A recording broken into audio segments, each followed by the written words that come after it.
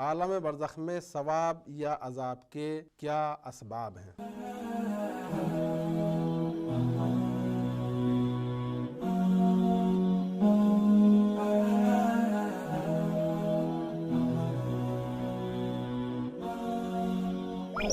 شیعہ عقیدہ، اعتراض اور جواب۔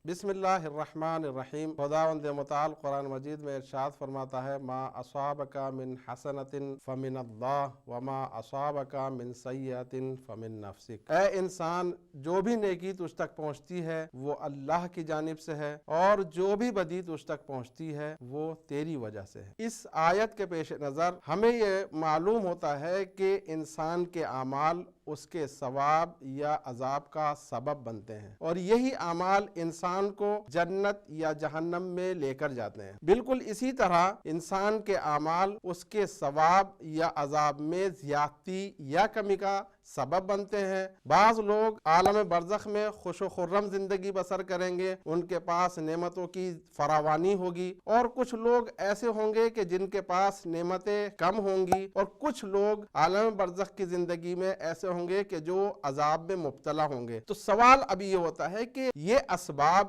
کیا ہیں کہ جس کی وجہ سے انسان عالم برزخ کی زندگی میں ثواب یا عذاب میں مبتلا ہوتا ہے۔ روایات میں بہت سے اسباب کو بیان کیا گیا ہے، جن میں صدقہ، نیک اولاد، اہل بیت علیہ السلام سے محبت، اذان دینا اور نیک عمل کی تعلیم دینا اور مفید علم۔ یہ وہ اسباب ہیں کہ جو انسان کی عالم برزخ کی زندگی میں ثواب میں زیادتی کا سبب بنتے ہیں۔ رسول اللہ صلی اللہ علیہ وآلہ وسلم نے ارشاد فرمایا کہ انسان کی موت کے بعد اس کے تمام اعمال منقطع ہو جاتے ہیں، لیکن تین چیزیں ایسی ہیں کہ جن کا اسے مرنے کے بعد بھی ثواب ملتا رہتا ہے۔ صدقہ جاریہ، یعنی وہ صدقہ کہ جو اس کی طرف سے جاری و ساری ہو، اس کی نیک اولاد، یعنی وہ اولاد کہ جو اس کے مرنے کے بعد اس کی مغفرت کی دعا کرے، اور اس کا مفید علم، یعنی ایسا علم کہ جس سے لوگ فائدہ اٹھا رہے ہوں۔ رسول اکرم صلی اللہ علیہ وآلہ وسلم نے ایک دوسری حدیث میں ارشاد فرمایا کہ جو بھی ہم اہل بیت علیہ السلام کی محبت میں مرتا ہے، اس کو یہ محبت 7 خوفناک مقامات پر فائدہ پہنچاتی ہے۔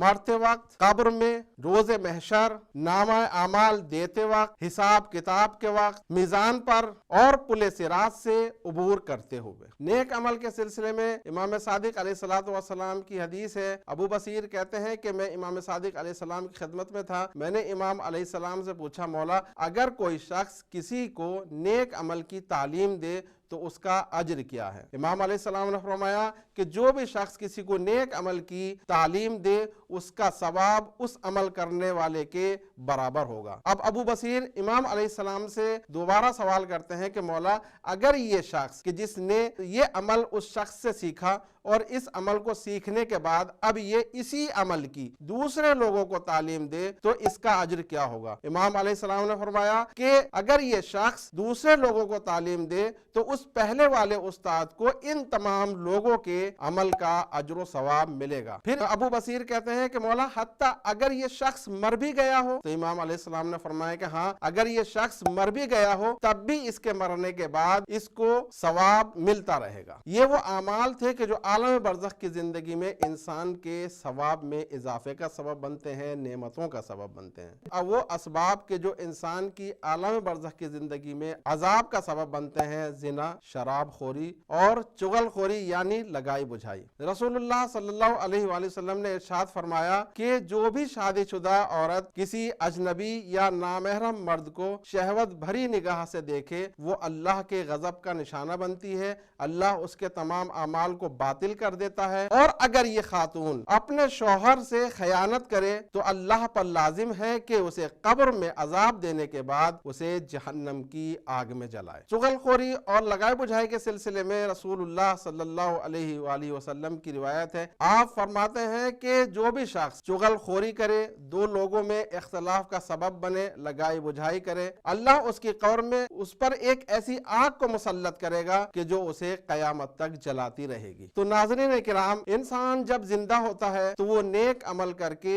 अपने लिए तोशे आखिरत इकट्ठा कर सकता है, लेकिन जब मर जाता है तो उसका नामे अमाल बंद कर दिया जाता है। अब उसे किसी अमल का सवाब नहीं मिलता। लेकिन रिवायात बताती हैं कि कुछ अमाल ऐसे हैं कि जो मरने के बाद उनका सवाब उस शख्स को मिलता रहता है। वस्सलामु अलैकुम व रहमतुल्लाहि व बरकातुहू।